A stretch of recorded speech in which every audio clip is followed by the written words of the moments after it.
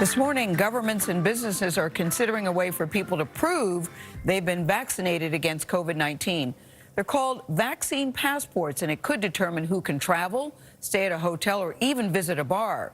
Now, Israel's already using them, and the European Union just proposed them. The U.S., we're still thinking about it. Roxana Saberi is in London with more on the story. Good morning to you, Roxana. Here's a question. What are the pros and the cons of this idea? Good morning, Gayle. Well, supporters say it could help lift lockdowns in cities like London. You get a shot, you get a digital pass on your phone, and then you can enter restaurants and pubs. But critics warn of the potential pitfalls over privacy and more. Israelis must now scan in to get in. To gyms, hotels, even concerts like this. It is all set in the telephone. It's very convenient. For more than 3 million Israelis and counting, this is the ticket back to some kind of normalcy.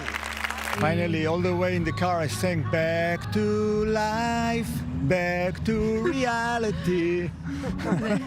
The government-issued Green Pass shows personal details and proves they've had 2 doses of a COVID-19 vaccine. Now countries across Europe and beyond are considering similar so-called vaccine passports or immunity certificates to inject life back into a flagging tourism industry and revive businesses and hospitality, like pubs.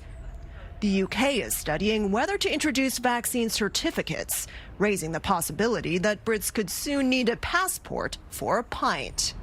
Yep, all good. We haven't had stuff like this before. We've never thought in terms of having something that you have to show to go to a pub or a theatre. And so there are deep and complex issues that we need to explore. Issues like potential discrimination against people who don't want a shot, along with those who can't get one for medical reasons or because there's not enough supply. So these people won't be able to participate in life, in public life, in social life, in economic life, in the same way as their counterparts who have been vaccinated.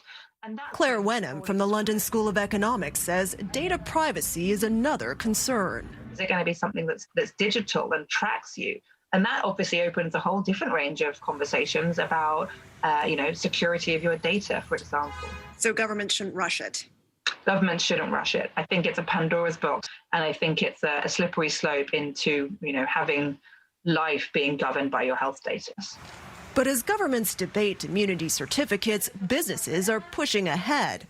Some cruises and airlines, for instance, say they'll require proof of inoculation to board.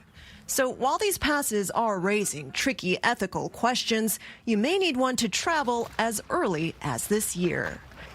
The WHO tells CBS News it opposes requiring vaccines for travel as long as the global supply is limited and their ability to stop the spread of the virus is not yet clear. Tony?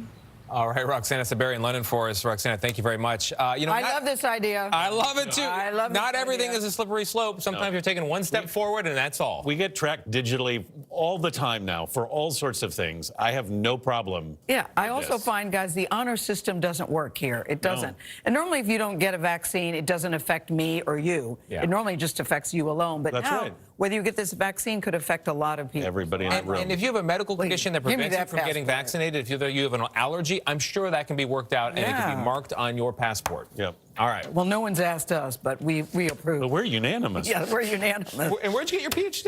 Same place I did? Yes. Yeah, right, exactly. Yes.